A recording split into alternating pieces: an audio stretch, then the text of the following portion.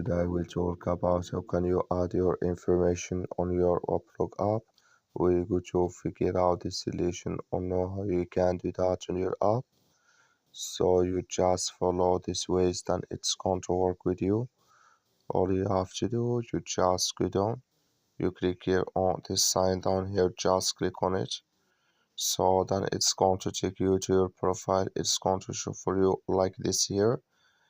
Then all you have to do, so you just go here, you go above this sign, click on it, you come to next step here, it's going to show for you like this. Then all you have to do next, you just go down here, so then you come here to this list, and here can you add here, so can you add your information in this list here on your Waplog app.